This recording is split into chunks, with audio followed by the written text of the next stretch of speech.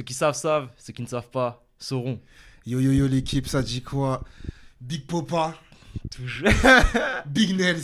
toujours là. Et oui, Toujours la même équipe. Toujours la même équipe, on est ensemble, ça bouge pas. Déjà, juste avant de commencer la vidéo, likez, Toujours. partagez, suivez-nous sur Insta, TikTok, YouTube, Rap sur écoute. On est partout, Twitter aussi. Twitter aussi. Eh oui, venez, ça venez, tweet. partagez, les gars. Des tweetos, voilà. De temps en temps, on partage des avis. Ouais, voilà. ça nous arrive. Ouais, ça nous arrive de temps en temps. arrive. On n'est pas encore assez actifs sur Twitter, faut dire la vérité. On va s'y ouais, mettre. parce qu'on n'y est pas. On est Voilà. arrivé récemment, on n'est pas Voilà, encore trop dans le truc, voilà, mais voilà. il faut qu'on arrive à s'y mettre. On va gentiment, alimenter mais le bail. sur TikTok, Tranquillement. sur Insta, sur Ouais, YouTube, ouais, ouais, likez, partagez, tout ça, vous connaissez. Vous Faut faire connaissez, vivre le mouvement, les gars. Rap sur écoute, c'est le début. Exactement. On va Mais bientôt- on va arriver on arrive, fort. on arrive fort. Tranquillement. C'est ça. Bon, Big Nels, Yes. parle de quoi aujourd'hui là? Aujourd'hui, on va enfin parler un peu des années 90 sur cette chaîne, je tiens à le dire. Parce que, ouais, on a Parce fait. que jusqu'ici, on est des fraudes. Gros, on a fait 15 épisodes, on a parlé que des années 2010. On a parlé que des années 2010. Après, on est contemporain. En fait, c'est ça le truc, c'est que c'est les trucs qu'on a vécu. Voilà. Donc, du coup, bah, c'est plus simple pour Plus nous, simple. entre Ouais. guillemets, de commencer par ça. Ouais. Mais là, faut commencer quand même à parler de l'âge d'or, parler des vrais Voilà, books c'est qui ont fait cette culture-là, Très grave. dont, On parle de quelque chose d'urgent. exactement, deux mastodontes Ouais. du genre, Ouais. Tupac, Biggie. Voilà, et on les oppose souvent en plus, donc, ouais, donc grave. voilà. Et on va continuer dans cette lignée-là Exactement, parce c'est qu'on le aime but, le sang. C'est le but du jeu. Voilà, c'est on but aime du le jeu. débat, etc. Moi, juste avant ça, Ah, vas-y. je viens juste à faire un petit mot là, comme ça, parce que là, on sort d'un concert. Vas-y, c'est le moment d'en parler. Sort de. Ouais, parce que en plus, je trouve que ça fait un peu. L'affiliation, écho à ce qui- ouais. l'affiliation, Ouais, ouais. il y a un truc qui s'est ouais. passé, moi, personnellement, dans mon. Je sais pas toi, parce qu'on n'a pas été au même. On au n'était même pas à la jour. même date. On n'était pas à la même date, on n'était pas ensemble. Concert de On a des Kendrick, trucs. faut quand même le. Concert de Kendrick, Mm. évidemment, le meilleur rappeur du monde, tout simplement. Voilà, quoi, tranquillement. Et ouais, moi, il s'est passé un truc comme sur scène. Mm. C'était pas normal. J'ai kiffé, ce qui s'est moi. passé. Genre l'incarnation du mec sur scène, la prestance En fait, scénique. ouais, c'est ça. Ce qui est ouf, c'est que tu sais, il est pas grand, mais il dégage quelque chose. Mais il est immense. Ouais, c'est ça. En fait, sur scène, il prend de la place. Il Tu vois, prend de genre, la place. il est, ouais, une prestance, Moi, je te le dis. attitude. J'ai rarement vu une prestance scénique pareille, moi, de mon vivant, en direct. Ouais, quoi. en direct, ouais. Tu vois, En vrai, c'est dans le top, je pense. c'est dans le top. Franchement, il dégage vraiment quelque chose. C'est Tupac en 96. Non, mais pour le coup, je trouve il dégage vraiment quelque chose. Et puis, enfin, sa prestation était nickel, je trouve, dans le sens où il rappe tout, pas de Ouais, playback, pas de ouais. backer. Il est là, il rappe tous les trucs, quoi. Mais et surtout, je trouve sa setlist était bonne. Genre, il a tout Ouais. joué. Bon, Ouais. moi, le seul truc qui m'a cassé les couilles, c'est quand il a fait le remix de Mad City. Là, j'allais le tuer. Franchement, j'allais le tuer. Toi aussi J'allais le tuer. Ah, Ouais, gros, j'en j'avais pouvais les plus. glandes. Je me suis dit, ah, il va mettre- J'avais il les va mettre le glandes. vrai Ouais, son. non, Ah, j'avais les du tout, glandes. il est jamais arrivé le vrai son. J'avais la Ah, haine je un suis peu. Ça, dégoûté. j'avais la haine. Dégoûté. Je sais qu'il y a des gens qui ont kiffé le remix de ouf, mais moi. Ouais, mais bon, je j'aime touche pas bien, ta tête, un je peu, touche un pas ta peu, un tête. peu soul et tout, c'est cool, voilà, mais mais non, je touche vas-y pas ta frère, tête. envoie-moi On va la pas se forcer, boucherie, moi, là. le vrai Mad City. Voilà, mec. exactement, Mais exactement. non, globalement, c'était Mais vraiment un ouais. bon concert. Même si Cisa, Tu bouges pas ta tête. j'aime beaucoup Non, on va Cisa. pas se mytho. J'aime beaucoup la musique de Cisa et tout, mais à un moment donné, je me dis, Ouais. bon, elle prend un peu de place, quoi. En fait, le problème, c'est qu'au début, tu sais, l'alternance, Kendrick qui vient faire ses sons. C'est très bien. Au début, c'est Très nickel. équilibré. Au bout de 2h30, Voilà, on se fait chier là. ouais, j'étais avec mon frérot Hugo en tribune, Kendrick, dédicace. d'accord. On était là, bon, c'est quand qu'il revient Kendrick, quoi. Merci Cisa, c'est lourd, hein, mais là, ça fait 2h30, moi je veux Kendrick. Ouais, vraiment. Mais non, c'était grandiose. Non, C'était globalement, grandiose, ouais. exceptionnel. Mais d'ailleurs, moi j'ai Les enchaîné artistes, 2 concerts de Boog TD, enfin, parce que j'étais au concert de Schoolboy Ah oui, Q la Schoolboy semaine Q, d'avant. ouais, c'est vrai. Exceptionnel aussi, ceux qui étaient là à l'Élysée Ah. Montmartre. C'était différent parce que t'as vu ces petites salles, plus de proximité et tout. C'est Mais confiné, voilà, c'est ça. Plus de confidentiel. proximité avec l'artiste, Ouais, mais ouais, c'était ça nickel fait aussi. dingue, ça. Mais la scénographie de Kendrick et tout, c'était. Ouais. Le court métrage et tout. Ouais, en fond, c'était pas mal. pour Moi, faire vraiment, Non, j'ai- franchement. gros concert. Et putain, qu'est-ce qu'il est frais. Grand moment. Ah, faut le dire. Grand moment, Ah, ouais, yes. ouais. Bon. Bon. Donc, du coup, pour en revenir au sujet du jour, Ouais. Tupac, Biggie, Laugh After Death, All Eyes on Me. Quel est le meilleur double album de l'histoire? C'est ça le thème de la vidéo. Ouais. Alors bon, Bon, c'est peut-être pas une problématique qu'on va répondre. on n'a pas la réponse. On je n'a pense, pas la hein. réponse. Je pense, ouais, on va développer un petit peu les arguments de chacun, ce qu'ils ont à faire valoir. Yes. Mais ouais, c'est 2 albums ultra importants Iconique. dans la fin des années des 90s, la Yes. deuxième moitié en tout cas. Et en fait, bah, c'est des albums un peu. Il y en a un qui sort du coup après la mort. Ouais, c'est ça. Je crois que c'est 2 semaines. 16 jours après la mort de Big. Ouais, 16 jours après la mort de Big. 16 jours après la mort de Big. Pour la After Death, ouais. Et t'as All Eyes on Me. Qui sort légèrement avant. Un peu avant la mort de Pac. Donc... Mais c'est vrai que c'est des albums qu'on oppose toujours parce que c'est deux artistes qu'on oppose toujours. La guerre, Biggie, Tupac, Death Row, Bad Boy, West Coast, East Coast. Ouais. Et là, c'est deux doubles albums qui sont considérés. En fait, c'est le genre de débat où globalement tout le monde est corda pour dire que c'est. Enfin, tout le monde. Je me corda pour dire c'est les deux objectivement les deux meilleurs doubles albums de l'histoire. Tu peux en préférer un autre. Moi j'adore Diplomatic Immunity de Deep Set par exemple, c'est peut-être mon préféré. J'adore Documentary 2 ouais. Mais ceux-là objectivement tu peux pas tu peux difficilement lutter. Deux des rappeurs les plus iconiques de l'histoire et tout. Donc du coup on a toujours tendance à les opposer. Aujourd'hui on va un peu présenter les albums comme il a dit exactement les contextes. Le contexte est extrêmement important. C'est trop important. Surtout pour ceux-là c'est très important de replacer le contexte. Je te propose qu'on commence par Pac parce que c'est celui qui sort en premier. Ok. Il sort en premier. Donc All Eyes on Me. Tu plantes le décor Ouais, je vais commencer à planter le décor. Tu t'interviens si tu veux. Donc All Eyes on Me, 96. C'est un album qui donc, est le 5e album, je crois, de Tupac. T'as Tupac I Live Now, t'as Strictly For My Niggas, t'as Thug Life, t'as Me Against the World. Et donc le 5e c'est All Eyes on Me. Mais ce qui est important de savoir, c'est que c'est le premier album chez Death Row. Et ça a une importance capitale parce que pourquoi c'est le premier album chez Death Row? Parce que Tupac est en prison avant ça. Tupac est en prison pour une histoire de V. Exactement. Après, la vérité, c'est qu'il a toujours nié et que plus les années passent, plus on se rend compte qu'il y a des éléments qui corroborent sa version à lui. Tu vois, on va pas dire qu'il a fait ou il a pas fait, mais en tout cas, il y a des trucs un peu bizarres dans cette histoire-là. Les respects aux victimes en général. Ça n'a rien à voir, tu vois. Mais voilà, il est en prison pour V, donc il est censé y rester longtemps en fait. Et ce qui se passe, c'est que Suge Knight, donc directeur du label iconique Death Row, il vient, il lui fait signer sur un papier toilette. Ouais, sur un papier toilette apparemment. D'après la légende, il fait signer le contrat. Mais déjà, c'est ouf qu'il arrive à le faire sortir en fait. C'est là où tu vois l'influence de Suge. Il arrive à faire sortir Pac qui est là pour V, genre. Il le fait sortir, il peut péter une caution. Après, à ce moment-là, tu sais, les histoires de V, tu bien sûr, assez facilement aussi. Après, il avait pris longtemps, Pac. Il était censé rester longtemps, tu vois. Et Suge, il est arrivé, il l'a sorti. Sauf que la condition, c'est je te sors de là, mais tu signes sur mon label, frérot. Faut que tu sortes des albums là. Voilà, là on a besoin de becter. Et surtout, il y a ça. Et il faut que tu mettes dans ma guerre contre Bad Boys. Parce que Suge Knight est en guerre contre le label Bad Boys, le label de Puff Daddy et Biggie. Tout le monde. Aussi. Tout le monde, en vérité, tout le monde. Et pour le coup, Puff Daddy, Bad Boys, Biggie, c'est ses cibles. C'est sa cible prioritaire. Et il sait que. Ennemi numéro 1. Voilà, il sait que Tupac sachant qu'il y a les problèmes entre Tupac et Biggie, il y a Tupac qui s'est fait tirer dessus à New York au Quad Studio, tout le monde connaît cette histoire-là, mais en gros, il y avait Biggie dans le studio, etc. Bref, il commence à y avoir des trucs bizarres, et surtout que Tupac, il tient pas Biggie pour responsable du fait qu'il s'est fait tirer dessus, mais il tient pour responsable de pas l'avoir aidé à trouver les responsables et de pas avoir agi après coup. Mais surtout que, tu sais, il y avait eu, je crois, il y avait une histoire, après tout ça, ça va prendre avec des pincettes parce que c'est des histoires, mais tu sais, ils avaient appelé plusieurs personnes de l'industrie pour payer la caution. Il y avait un truc, ça je sais pas si c'est vrai, mais je sais pas si c'est vrai, c'est vrai que je dis avec des pincettes, après avec des pincettes, mais genre Biggie, il a pas payé, ouais, c'est vrai. Après, à ce moment-là, il a pas de tal, je crois. Ça, je sais pas. Mais ça, c'est vrai que ça, c'est une histoire que ça, apparemment, c'est vrai que ça a énervé Tupac. Et puis le truc qui a fait vriller Pac, c'est le morceau Who Shot Ya. Ouais, Who Shot Ya. C'est-à-dire que Biggie, il sort Who Shot Ya, quitte à tirer dessus. Après que Tupac se soit fait tirer dessus dans le studio où il était, tu vois. Même si, moi je dis, le morceau n'est pas pour Pac. Pour moi non plus, il n'est pas pour Pac. Mais maintenant, t'es Pac. Non, mais je comprends complètement la réaction de Tupac. Tu te fais tirer dessus dans la ville de Biggie. J'entends complètement. Il y a Biggie au studio, il y a tout ça. Et surtout que Biggie il pète et tout. Non, à ce moment-là, il explose. C'est ça. Il doit avoir les glandes. Il explose. J'aurais eu les glandes. Frérot, t'entends ça? J'aurais eu les glandes. Tu te dis, mais en plus, avec l'entourage autour. J'aurais eu la haine. Mais d'après la légende, c'est juste que c'est la première phase du morceau en fait où il dit Who Shot Ya. Il rentre sur le morceau comme ça. Who Shot Ya. Un morceau iconique. Incroyable. Le morceau est exceptionnel. Mais apparemment, c'est Puff Daddy qui lui a dit d'appeler le morceau Who Shot Ya parce que c'est la première phase du morceau. Parce qu'il savait que ça allait faire du buzz et que ça allait vendre. On connaît Puff Daddy. Voilà. Mais du coup. Mastermind du marketing. Faut le dire. Faut lui rendre ce qui lui appartient. Voilà, il y a d'autres choses. Après, les autres choses qui lui appartiennent. Un peu difficile, voilà. On va lui laisser aussi. On va lui laisser aussi. On va pas besoin de lui rendre. On lui laisse seulement. Mais du coup, tu as ce contexte où Pac en veut à Big, Suge en veut à Bad Boys. Donc, tu sais, la relation, je te sors de prison, tu viens chez Death Row et on leur fait la guerre. Et donc, c'est dans ce contexte-là que Tupac sort de prison et il fait All Eyes on Me. Album iconique aujourd'hui. Premier double album de l'histoire du rap américain. Ombre et Lumière.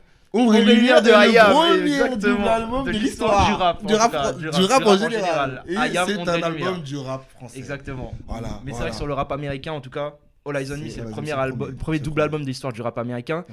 Et en fait, là, t'as un Tupac qui est très différent du Tupac avant prison, je trouve. Parce que quand t'écoutes Me Against the World, là, t'as un Tupac qui prend de la hauteur, spirituel, Dear Mama, So Many Tears, tu vois, très profond dans ce qu'il dit, exactement. Tu vois, très, the corner, très introspectif, exactement. Voilà, très profond. C'est le Tupac un peu, tu sais, militant, qui va parler à la cause noire. C'est le Tupac qui rentre un peu dans les foyers familiaux, foyers américains. Tout à fait. Revendicateur, tu sais, vraiment. Une cause plus grande que la sienne. Exactement. Même si, tu sais, il a toujours eu cette ambivalence, tu sais, de. Contradictoire. Bah, t'as vu, je suis comme ça, mais je peux être aussi un G. Thug Life en même temps. Ah ouais, là, tiré sur un keuf. N'oublions pas cette histoire. Tu vois. Les fesses. Parfait. Tupac, ça va arriver. C'est légendaire. Mais du coup, là, il revient. Sur Against the World, mais là, sur All Eyes on Me, c'est le Tupac revanchard. En mode, frère, vous m'avez enterré, vous avez voulu me mettre en prison alors que j'avais rien fait selon lui. Oui. Vous avez voulu vous branler sur moi ou Shotia, machin et tout. Moi, maintenant, je reviens, je vais tous vous tuer. Et donc là, t'as un Tupac beaucoup plus terre à terre. Là où il avait de la hauteur sur All Eyes on Me, là il revient terre à terre. Il vient avec la mitraillette et vraiment il tire sur tout le monde. Il rafale. Voilà, c'est ça. Tout le monde en prend. Et c'est ça. Il y a des pics partout. Toute la East prend. Voilà, et surtout qu'en plus, c'est West Coast. Ça veut dire. C'est des pics, c'est pas subli. Je cite les blazes, ma gueule. Sachant que lui, c'est un mec de New York de base. De base, oui, bien sûr. Rejeté un peu par New York, c'est un peu. Tu n'es jamais prophète de là où tu viens. Sa carrière musicale, elle est affiliée quand même à Auckland, la baie et à LA. C'est ça. Mais donc, du coup, tu sais, ce que je veux dire sur le côté. La West Coast, ils ont pas de filtre. Là où les New Yorkais, on va venir à Biggie après, c'était sublime. Beaucoup de sublime. La métaphore du sneak. Tupac, il cite les books, il cite fuck you, nanana. C'est direct, quoi. C'est direct. Et voilà. Et donc, All Eyes on Me, c'est ça. Et c'est un album que moi je trouve, un double album que je trouve quasiment parfait en fait. C'est l'un des rares, on viendra à Life After Death après, mais des rares double albums où tu peux l'écouter du début à la fin, je trouve ça exceptionnel. De bout en bout en fait. Exceptionnel. En fait, au-delà de ça, moi je trouve que c'est un album jusqu'au boutiste. Tu sais, là, il y avait déjà l'identité West Coast, mais tu sais, c'est vraiment le point d'honneur. Ouais, je suis d'accord. C'est le tampon, quoi. Un album West Coast, ça ressemble à ça. C'est West Coast, ouais. Tu vois. Et surtout, en fait, là où. C'est gangsta à mort. Là où je trouve que, tu sais, la trajectoire, la dynamique de Tupac, tu sais, c'est vraiment le point, le moment T de la carrière de Tupac. C'est que, tu vois, Me Against the World et tout, c'était. Ça s'est super bien vendu. C'était numéro 1. C'était numéro 1, mais. C'est pas comme All Eyes on Me. Pour moi, je suis d'accord. All Eyes on Me, je suis un peu d'accord. Je suis un peu d'accord. Tu regardes la tracklist. Je suis un peu d'accord avec toi. C'est que des morceaux iconiques. C'est-à-dire que là où je te rejoins, c'est que en fait, c'est déjà une star, Tupac. Ouais, c'est déjà une star. Me Against the World, c'est numéro 1 quand il est en prison, genre. Ouais. Mais pour moi, l'apogée de la carrière de Tupac, c'est All Eyes on Me. C'est là où vraiment c'est abusé. Tous les regards sont sur lui. Exactement. Mais parce qu'en plus, il y a le côté Death Row. Tu vois, t'as tout un mouvement. C'est un label All-Star, les gars. Il y a Dre, il y a Snoop, il y a Pac. Il fait Dog Pound, mais les gars, c'est un label, c'est les Avengers. Et surtout qu'en plus, tu sais, Shug, il est en mode, on met toute l'énergie du label dans l'album de Pac. Parce qu'il y a beaucoup de morceaux dans cet album, c'est pas les siens. California Love, en premier lieu. Exactement, c'est un morceau de Dre. C'est un morceau de Dre. Et c'est Shug qui dit écoute, alors je t'explique. T'es bien gentil, frérot. Là, en fait, j'ai Léo Messi là. Il arrive là. Vous avez tout joué pour lui. Mais voilà, mais c'est une dinguerie. Mais il faut se dire que c'est le label de Dre aussi. C'est le label de Dre et Shug normalement. Donc dans ton propre label, on te vole ton morceau, genre. Parce que Dre, il était young, Dre était young qu'on lui vole California Love. California Love, il y a une version qui existe où il y a que ça. Sachant que frérot, ça aurait été un hit dans tous les cas. Mais c'était un hit, c'est le premier single. C'est un hit dans tous les cas, tu vois. Mais c'est vrai que d'ailleurs, t'en penses quoi de la version avec DJ Quick? Moi je préfère en vrai carrément. Moi je crois que je préfère. Moi je préfère le clip notamment. Voilà. On est là comme ça. Le clip il est West Coast. Après moi j'aime beaucoup California Love aussi de base, mais je sais que par exemple Camille, dédicace Camille qui pourtant est fan de All Eyes on Me, il aime pas trop la California Love avec Dre. Il est un il est pas fan. Bon, c'est des arguments fallacieux, tu connais l'animal, mais je sais qu'il y en a qui sont pas ultra fans du California Love, la version comme ça. Moi je l'aime beaucoup, c'est un hit de malade. Mais c'est vrai que ça, tu découpes un truc c'est un morceau de Dre. C'est un morceau de Dre que il y a parce qu'au final il y a que 2 morceaux produits par Dre sur cet album. C'est très peu, California Love et Can't See Me. Can't See Me, c'est un morceau de Dre aussi qui était censé être sur l'album commun Dre Ice Cube qui n'a jamais vu le jour, tu vois. Mais Shug pareil, enfin pas qu'il entend le truc, il dit j'aime bien Shug, allez on est face Dr. Dre Ice Cube, on prend ça, on met là. Et du coup tout ça pour dire que tous les efforts de Death Row, qui était un label exceptionnel, tout le budget étaient mis là-dessus. Sur le marketing, tout part là-dedans, les clips, et même le mix, genre l'album, comment il sonne. Ouais. Moi j'allais un petit peu m'attarder sur ça. En fait, on est en 2025. Et moi, pour la vidéo, je me suis réécouté quand même. Même si je me suis pas mal écouté, mais on l'a beaucoup écouté dans notre vie quand même, hein, ça va. Mais voilà, franchement, c'est pas une tannée de réécouter. Non, tu vois, c'est pas comme quand on dirait écouter j'ai menti pour l'horrible Damso. On n'avait pas réécouté d'ailleurs. S'il te plaît, les fans de Damso sont un peu. Pardon, c'est vrai, excuse-nous, pardon, désolé. On va pas faire pressing. On a dit du bien quand même. Ouais, mais on va pas faire pressing aujourd'hui. Revenons à Pâques. Revenons sur les vrais. Voilà. Ouais, en termes de mixage, moi encore à date, j'ai rarement entendu un album aussi bien mixé. Tu sais, t'entends vraiment tous les détails. C'est exceptionnel. Tu sais, les sentiments, les deuxièmes basses, en fait, la double basse. Là, tu vois que Death Row c'était trop. Pour moi, l'album le mieux mixé de l'histoire, c'est 2001 de Dre. C'est Aftermath. Pour moi, c'est là où vraiment c'est impossible. Mais pour moi, celui-là, il est extrêmement bien mixé. Et tu sens que c'est un gros label qui avait beaucoup de budget, qui a mis tout le budget là-dessus. Tu vois. Et l'album, il tue. Et puis maintenant, on peut rentrer un peu dans les morceaux. En fait, moi, ce qui me tue, c'est quoi? Tu lances l'album. Ambition as a rider. I won't deny it, I'm a straight rider. Non, les gars, mais c'est pas possible, frère. Mais c'est impossible. C'est impossible. La prod de Daz. Tu peux pas te battre comme ça. Les gars, faut respecter Daz Dillinger à la production. Là, énormément sur l'album. Il pose genre 4-5 prods, c'est que des trucs de. Ouais, Johnny J est pas mal là. Les prods de Daz, je crois, il fait Ambition as a Rider, Scandalous. Two of America's Most Wanted. Ouais, avec Snoop. Ain't nothing but a gangsta party. Mais c'est trop. C'est trop. Et moi, le début de Lies on Me là. Ouais, non, c'est tonitruant. Moi d'ailleurs, je préfère le disque 1. Ouais, mais c'est exactement là où j'allais venir sur mon petit bémol sur Lies on Me. Ouais, le disque 2. Ouais, je suis un peu d'accord. Moi, c'est le seul point. C'est que ça me tue parce que juste là, les gens ils savent pas. Mais sachez qu'on a jamais parlé de cet album. On n'a jamais parlé de cet album. Là, c'est la première fois qu'on en parle. On en a absolument jamais. Ça me tue qu'on se rejoigne. Moi, mon seul petit problème avec Lies on Me, c'est qu'en fait, mes morceaux, ils sont sur le disque 1. Voilà. Moi, mon morceau Rolling, c'est bien. Ouais, non, mais en vrai, sur le disque 2, il y a Can't See Me que j'aime bien, Shorty Wanna Be a Thug que j'écoute tout le temps, et All Eyes on Me quand même. All Eyes on Me. Tout le monde l'a écouté. Avec le même sample que Street Dreams de Nas d'ailleurs, qui sort la même année sur It Was Written. Mais moi, en fait, mes morceaux, tu vois, Ambition as a Rider, All About You avec le refrain de Nate Dogg. Every other city we go. C'est pas possible, les gars. Mais c'est quoi? Mais Nate, les gars. REP Nate, mais franchement, vraiment, incroyable. Got My Mind Made Up avec Method Man, le Dog Pound et Redman. C'est trop. Two of America's Most Wanted, la prod de Daz. Et globalement, en fait, c'est tellement dans l'ego trip. C'est ça. Mais tu sais, c'est l'ego trip pas dégueulasse. Non, c'est toujours. C'est bien fait. C'est bien fait. Cette écriture un peu shakespearienne.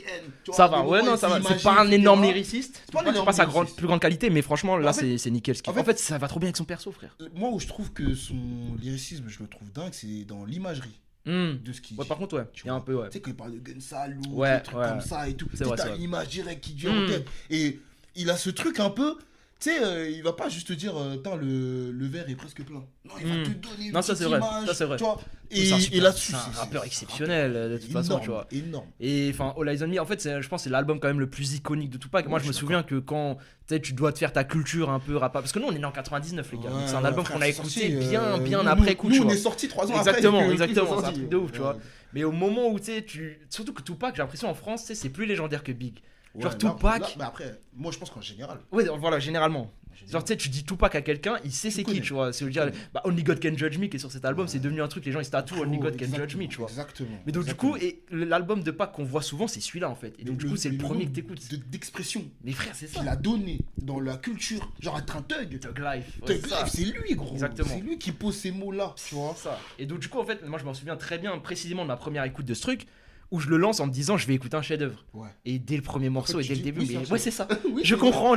C'est-à-dire, le truc, il sonne nickel, il rappe trop bien, les prods sont exceptionnels. C'est un album dingue. Moi, c'est pareil. Moi, parce que du coup, forcément, moi, je l'ai écouté. Je sais même pas, je saurais pas te dire. Honnêtement, moi, je me souviens plus de l'année, mais je me souviens de le moment où je mets ça et j'entends Ambition as a Rider. Voilà.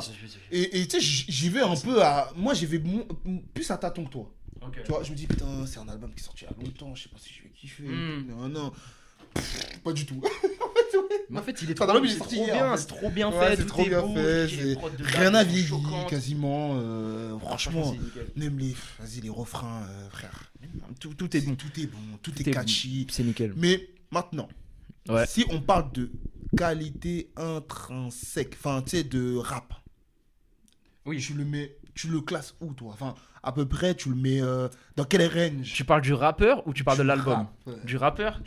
C'est un top rappeur all time. Ok. Par contre, quand tu compares, par exemple, là, dans la vidéo d'aujourd'hui, pour moi, Big est un meilleur rappeur que Pac. Ça, c'est mon opinion. Pour moi. Fair enough. Pour moi. Mais maintenant, en fait, le truc, c'est que c'est des rappeurs différents. C'est-à-dire que. Après, rappeur, pour moi. Voilà. Parce que, en ça fait, englobe. Voilà, c'est ça. Parce que le MC. Voilà. Meilleur MC, c'est Big. C'est Big. Par contre, je suis d'accord. Voilà, parce qu'il y a le côté charismatique de Pac. L'incarnation, tu vois. En fait, Pac, c'est pas le texte, c'est pas le truc. C'est ça. Mais je sais pas comment il arrive. Il a un truc, je sais pas, il dégage un truc sur les prods. Il incarne un truc, gros. Parce que moi, du coup, j'écoute l'album.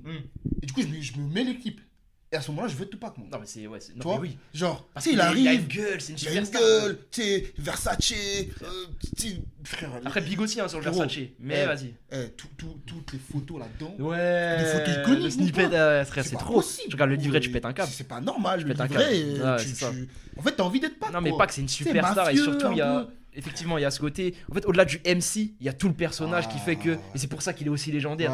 C'est que. En fait, j'ai l'impression que je le mets dans la lignée. Tu vois, c'est même plus rap. Tu sais, tu vois, les Bob Marley, Michael Jackson. Ouais.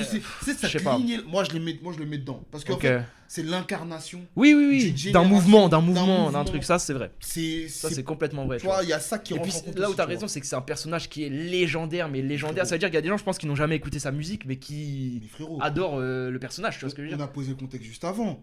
Mais tu vois, en termes de promo, mais même si tu rêves, si tu imaginais un scénario, tu pourrais pas imaginer ça en fait. Non, mais c'est un truc de fou.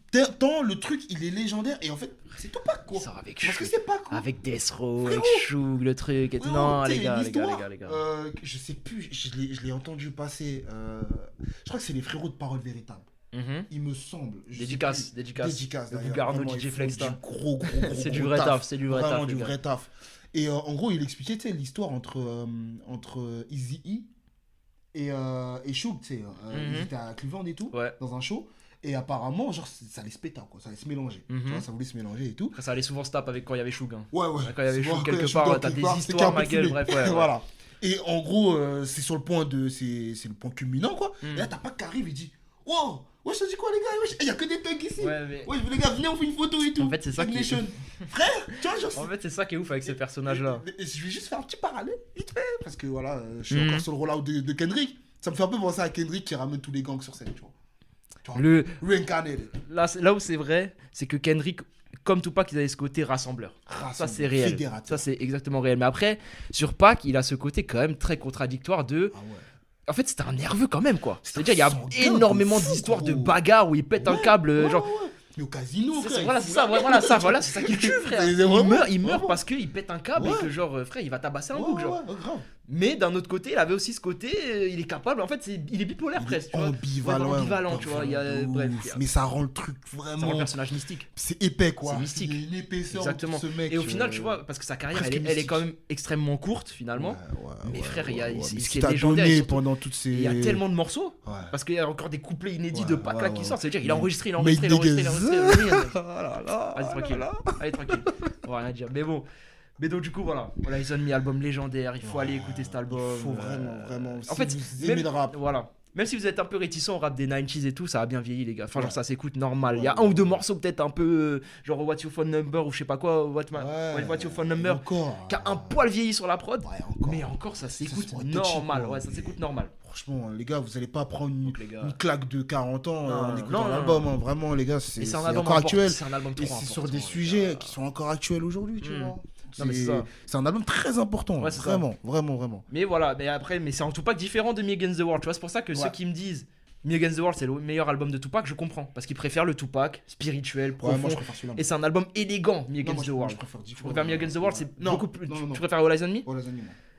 Moi, je préfère le Tupac agressif, donc et je préfère tellement le Tupac agressif que je crois que Machiavelli c'est. Parce que Machiavelli c'est trop. Ok, je pensais que tu voulais faire non. une dualité entre les deux. Bah, il y a une dualité entre pour moi entre Me Against the World et le duo là, All Eyes on Me. Voilà, en fait, il y a avant prison, après prison. Je suis d'accord, mais pour moi, il est pire encore dans l'énervement sur Machiavelli. Machiavelli, frérot, gros, il attaque Jay-Z, il attaque Nas, il attaque Mobb Deep. Et en fait, il y a plus de limite là-dessus. C'est pour ça que moi, limite, je préfère ça, mais c'est moins bien mixé que ça. Ouais, je suis d'accord. Je sens que des fois, ça commence à aller moins bien. Mais ceux qui préfèrent celui-là, je les capte. Ceux qui préfèrent le Tupac plus spirituel, c'est un album ultra élégant, tu vois, Me Against the World, tu vois.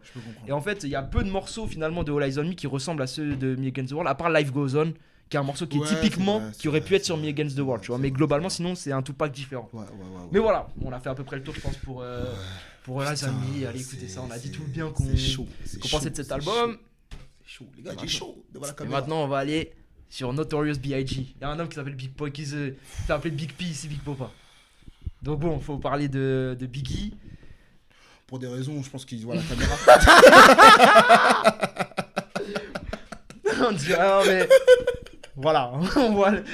Je suis très fier de mon bide. Sachez-le, je suis très fier de mon bide. Y a pas à voir. Moi, je trouve beau mon bide. Mais si vous saviez combien ce mec pousse au développé couché, je pense que vous vous ferez pas les malins, je peux vous le dire. Bref, c'est une autre histoire. C'est une autre histoire. Mais donc du coup, Biggie, New York, Brooklyn... Life After Death, donc pour le coup lui c'est deuxième album. Deuxième album, tu vois, il est pas au même moment de sa carrière exactement. Tu vois, il est encore dans sa première partie. Ouais, mais il est déjà haut hein. Parce que Ready to Die mais tu vois, il est sur cette l'ascendance ou que là, tu sais, t'es un peu plus sur l'apogée. Oui. Non mais bien sûr, oui, là c'est vrai. Là, il est encore en train de monter. Non mais c'est vrai, bien sûr. Parce que moi, tu vois, pareil, je sais pas ce que je préfère entre Ready to Die et la fête. C'est tellement dur ça comme débat. Vraiment, c'est trop dur. C'est tellement dur. Je n'y arrive pas. Un matin, je vais te dire Life After Death. En fait, moi je vais te dire, je pense que Big rappe mieux sur Life After Death, mais en fait, le côté un peu plus compact de Ready to Die fait que je l'écoute un peu plus facilement. Non mais je te parle en longueur plutôt. Je parle en longueur. En fait, tu mets Life After Death. Oui. Tu vois, faut que tu te le mettes. Et puis il y a trop de morceaux aussi. Il y a des morceaux de Ready to Die. Bon après il y en a aussi sur Life After Death, mais mes morceaux de Biggie, les Gimme the Loot, les Unbelievable, les The What, c'est sur Ready to Die, tu vois. Mais Life After Death, je pense que Biggie il a jamais été aussi fort que là-dessus. C'est trop. Donc album qui vient 16 jours après c'est quand sa même mort. Incroyable ça. C'est complètement dingue ça. C'est limite une prophétie. Mais frère, l'album s'appelle Life After Death, la vie après la mort, et ça sort 16 jours après sa mort, les gars. Le dernier morceau. You nobody till somebody kills you. Non.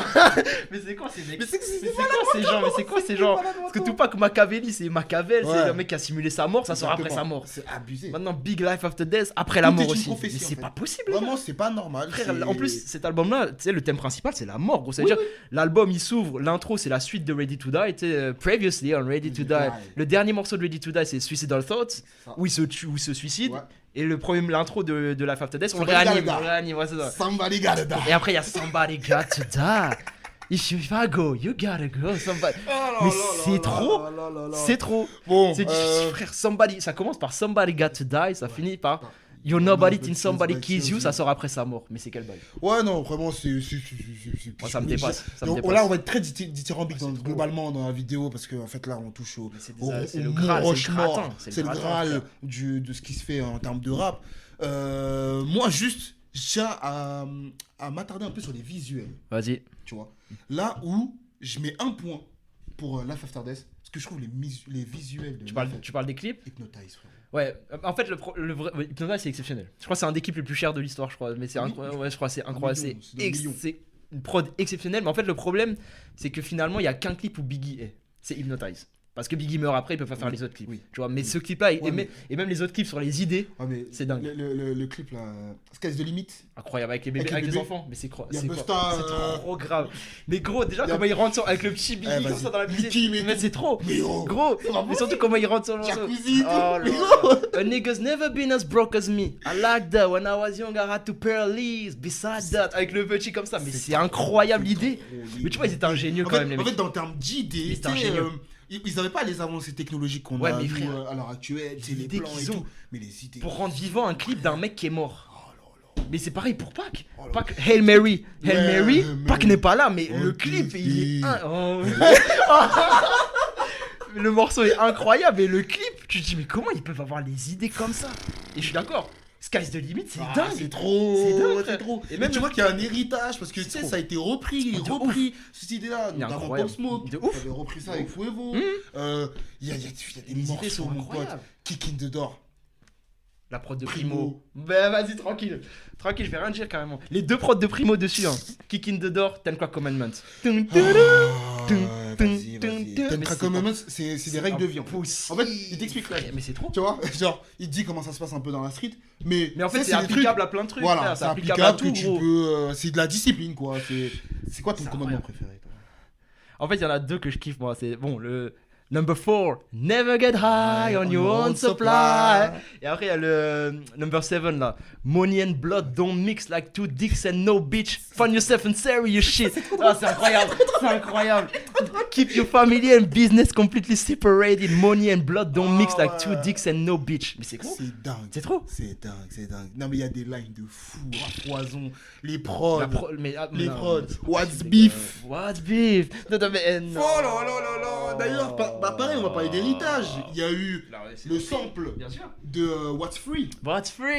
Avec Meek Mill, Rick Ross et Jay-Z. Exactement. C'est ça, hein. Ouais. Non, mais c'est un album qui a un héritage de ouf. En fait, là pour moi, on est au moment où l'un des rappeurs les plus forts de tous les temps est le plus fort. Ouais, voilà, c'est ça. C'est-à-dire que le mec, il est d'une facilité. Ça veut dire, t'entends même More Money, More Problems.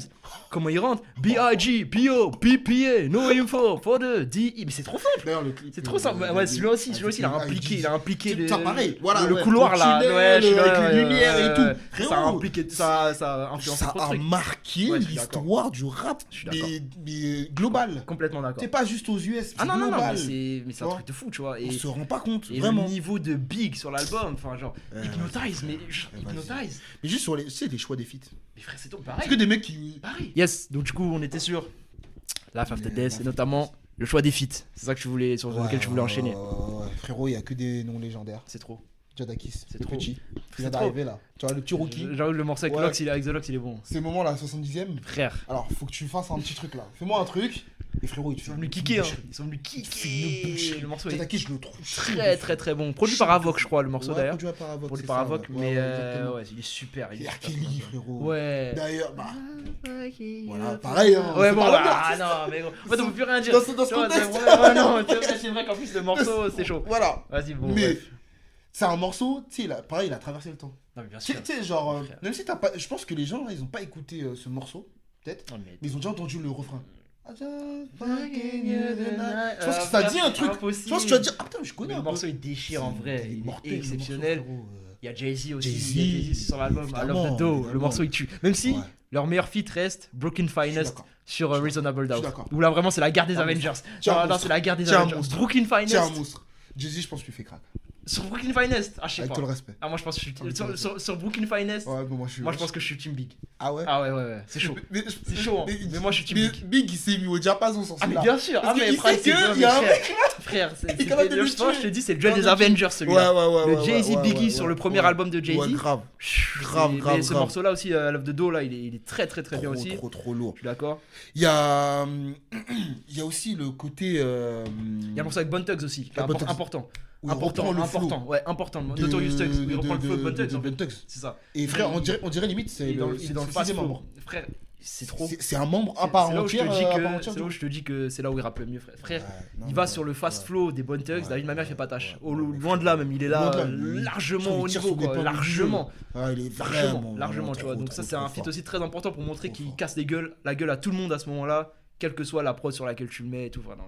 Et je voulais juste revenir sur ma line préférée de l'album. C'est ma line. Vas-y. Sur quel morceau? Sur Kick in the Door. Kick in the door within the 4-4. Ain't no other kings in these rap things. They're siblings, nothing but my children. One shot, they disappearing. Voilà, mais ça, et ça, tu vois, vas-y. Ça fait encore écho. Voilà. Tu vois, le fil rouge. Tu vois, c'est pour ça qu'on fait, tu vois, cette chaîne. On est des pros finalement. Exact. On est des pros. Ça, je sais pas, peut-être pas encore, mais on arrive en tout cas. On arrive en tout cas sur le circuit professionnel. Et c'est une line que tu retrouves sur plein de morceaux, notamment un de Kendrick. Exactement. Tu vois, c'est direct, c'est une line que tout le monde reprend. Exactement, je suis d'accord. Mais en vrai, cette line-là, par exemple, tu vois, typiquement, c'est pour Nas, ça. C'est pour Nas. Parce que ça, en fait, c'est Nas qui tire en premier sur Big. Ouais. Sur The Message, à la fin, la dernière line, c'est genre There's one life, one love, so there can only be one king. Et là, il reparle du king, machin, tu vois pas. C'est pas faux. C'est en ça que Kick in the Door, maintenant, on le sait. Il y a beaucoup de lines qui sont pour Nas sur ces morceaux-là. Je me rappelais que quand je l'écoutais, je me disais pas ça. Ouais, mais en fait, il faut avoir la ref faut avoir la ref de l'autre morceau de Nas. Et c'est Nas qui le. Mais les gens ne savaient pas. Bien après moi. Les gens ne savaient pas. Je me suis pris bien après. Que Biggie. Mais même les mecs contemporains là ne savaient pas que c'était pour Nas. C'est Nas après sur Godson où il y a un morceau qui s'appelle Last Real Nigga Alive où il dit Who you thought the song Kick in the Door was for, où il confirme que frère.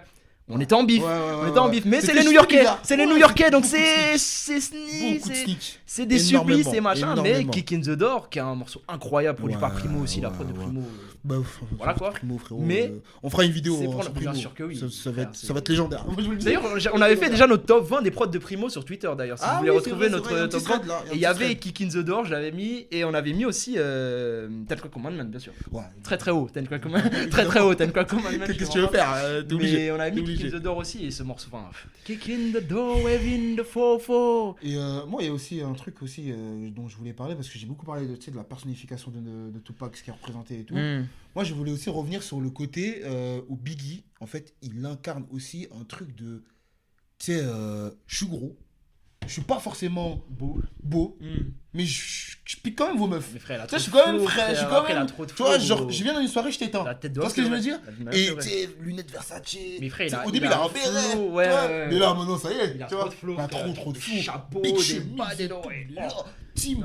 Ah ouais. Big à ce moment-là, je te dis, il est à son prime. Il est vraiment au top du truc.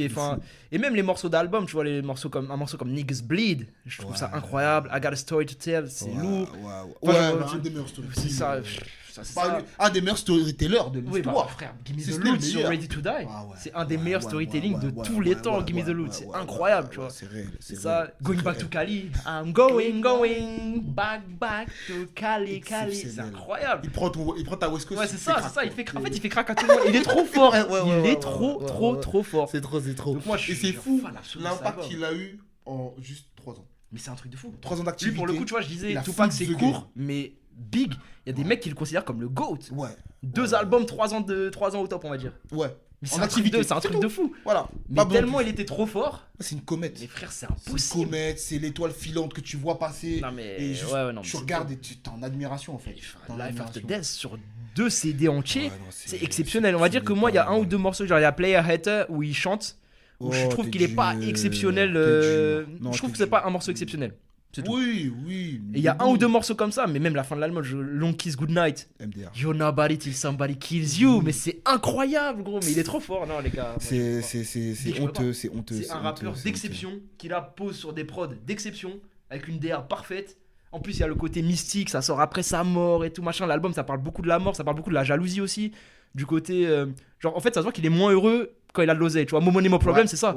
The more money we come across, the more problem we see, tu vois. C'est vraiment à ce moment-là qu'il a ce statut de multimillionnaire. C'est exactement, c'est ça, parce que c'est après Ready to Die, tu vois. Donc c'est après Juicy, etc. Et donc après, ils vont plus de crack. Voilà, c'est ça. Il est plus là-dedans. Mais tu sens qu'il est pas si heureux que ça, en fait. Dans cet album, il est sombre, en fait. Il est noir, tu vois. Mais il est très sombre. Extrêmement sombre, tu vois. Et globalement, tu vois, si on peut faire le comparo, je trouve plus sombre, moi je suis d'accord avec toi. Tu vois, parce que Tupac, il a tout sur ce côté un peu, comme t'as dit, spirituel, je prends de la hauteur, et puis je fais surtout... des trucs pas bien, mais vas-y. Alors que l'autre, tu fais des trucs pas bien. Je trouve qu'il y a un parti pris clair de, voilà, c'est ça. Tu vois, là où, typiquement, un Nas, tu fait un peu plus bon élève. Pour moi, c'est des choses complètement différentes. Nas. Pour moi, il a ce côté-là dans le sens où c'est un mec qui est pas forcément dans la street. Voilà, c'est ça. Mais c'est ce que j'allais dire. Pour moi, Nas, c'est le mec qui raconte la street. Pas qu'il la vit. Il la raconte. C'est-à-dire, il est dans son appart, dans son immeuble, dans son appart. Il regarde ce qui se passe en bas. Il décrit. Voilà. Big. Il vit le truc. Tu vois, il le décrit comme il le vit. Tu vois. Ten Crack Commandments. Voilà. C'est un reportage. Il t'explique comment vendre du crack. En gros, c'est ça. C'est ça. Mais je suis d'accord que l'une des différences, je trouve, entre les deux, c'est que là, il y a une couleur beaucoup plus sombre. et qui est très marqué sur tout l'album, tu vois. Là où Pac, voilà, c'est ça. Pac, c'est un peu différent, tu peux faire plus la fête sur All Eyes on Me largement. T'es en coucher de soleil. Voilà, après, c'est pas tous les morceaux. Il y a des morceaux où il est énervé, où il va attaquer des gens qui sont plus sombres, tu vois, mais il y a des morceaux où c'est plus ce barbecue à LA, tu vois. Ouais, exactement. Donc c'est pas ces deux DA qui sont très différents, tu vois. Mais même globalement, je trouve voilà. Et... vraiment très sombre. Lequel tu préfères, toi? Là, on arrive à bientôt 40 minutes de vidéo, on a décrit bien les albums, nos morceaux, nos trucs. Est-ce qu'il y en a un en vrai que tu préfères à l'autre déjà? Parce que c'est une question conne, hein. Pas forcément. Tu sais que j'ai pas de préférence. Non, mais c'est un truc de fou. Hein. En fait, parce que ça dépend vraiment de mon mood. Tu vois. Typiquement, sur le All Eyes on Me, je vais l'écouter, tu sais, quand je suis en mode chill et tout, tranquille, bonne ambiance et tout. Mais aussi, tu vois, je l'écoute pas en fond. Je l'écoute vraiment avec attention, tu vois. Pour me mettre dans un truc. Là, c'est simple, je veux faire un carnage, frérot. Ah, mais oui. Là, c'est dans le noir. Un mec qui mitraille. C'est et ça. dans le noir, exactement. Ouais, dans le noir. La scène de mafieux qui arrive, long cap, il ouvre la porte, et juste il rafale tout le monde à la Thompson. Frère, c'est ça. Et en fait, je sais pas de préférence, j'arrive pas à départager. Mais pour c'est moi, choix de papa ou maman là. Pour moi, objectivement, j'ai du mal à départager. Genre, ça veut dire, si je dois prendre pas le cœur, pour moi, c'est les deux meilleurs doubles albums en termes de qualité. C'est deux doubles albums quasiment parfaits. On a dit très peu de défauts en fait, parce qu'il n'y en a pas beaucoup. Maintenant, le cœur, moi j'avoue que je réécoute plus Life After Death parce que je suis plus sensible au rap de Big et je le trouve tellement monstrueux. Plus sensible à la East déjà. Moi, je suis plus East Coast, ça c'est vrai. Je suis plus un New-Yorkais, clairement plus. Ouais. Mais ça là, côté froid, ouais, bien sûr, c'est plus moi. Tu vois. Enfin, moi, c'est le rap que j'écoute le plus, c'est le rap de New York, tu vois. Moi, c'est Nas. Ouais. Mais Nas J, tous ces mecs-là, tu vois. Mais Pac, cet album-là, et même tous les albums de Pac, en fait, c'est l'un des mecs de la West Coast où vraiment je peux me le mettre tout le temps aussi, tu vois. C'est un truc de fou. Mais si je dois faire un choix, parce que j'ai pas envie de choisir, mais si jamais je dois faire un choix, je vais aller sur le Big. Parce que je l'écoute plus, en vérité. Mais Pac, c'est-à-dire, il y a des morceaux là, tu vois, les Ambition as a Rider, mais ça, j'écoute tous les jours, Ambition as a Rider. La prod de Daz, c'est pas possible. Je sais pas, franchement, là, premier degré, je ne sais pas. Voilà. Tu vois, je ne sais pas. Bah, dites-nous. Vous savez quoi, j'ai envie de savoir. Vous allez départager. Dites-nous lequel de Life After Death ou de All Eyes on Me vous considérez vous comme le meilleur album, le meilleur double album de tous les temps. Est-ce que si vous en avez un autre, vous pouvez le dire aussi, tu vois. Mais entre ces deux albums, lequel vous préférez, pourquoi, argumentez. Et puis n'hésitez pas à nous donner votre avis sur la carrière des bonhommes. Ouais. Ce que vous pensez de Big, ce que vous pensez de Pac. Oui, les gars, on va arriver sur les 90s là. On arrive sur. Grave. On a commencé en douceur, rap sur écoute, avec d'abord on se met en jambe avec les années 2010. C'est ça. On va s'attaquer au jure là. Parce qu'on n'a pas encore parlé de Nas, on n'a pas encore parlé de Jay. On va pas parler de Fabulous. Non, mais les années 2000, on en a très peu parlé. On a peu parlé de 50, pas de Lil Wayne. On arrive, les gars. On arrive fort. On arrive très fort sur vous. Vous inquiétez pas, on va pas parler de Snoop. Il y a beaucoup de choses dont on n'a pas parlé, tu vois. Donc, putain. Mais on va arriver, comme vous voyez là. C'était une mise en bouche, tu vois. On a commencé par les poids lourds, tu vois. Mais voilà, encore une fois, les gars, si ça vous a plu, n'hésitez pas, comme vous l'avez dit au début, liker, partager, commenter, débattez. Nous, on est là pour. Ça, c'est ouvert au débat. C'est ça. Venez débattre, il n'y a pas de venez nous donner. Il n'y a pas de vérité, frère. Sur ces albums-là, ces deux albums quasiment parfaits, frère. Voilà. Dites-nous lequel vous préférez, pourquoi. Dites-nous si vous avez des anecdotes à raconter qu'on connaît pas ou quoi. Apprenez-nous des choses et tout. Et puis voilà, les gars. Et puis aussi, n'hésitez pas à nous suggérer si vous voulez qu'on fasse telle ou telle vidéo, des sujets de vidéo, etc. N'hésitez pas à nous dire, on est ouvert à tout. Exactement. À peu près. Et puis, oui, plus ou moins. On va pas se forcer. Bref, les gars, j'espère que vous avez kiffé. Et puis nous, on s'attrape bientôt. Allez, ciao l'équipe. Peace.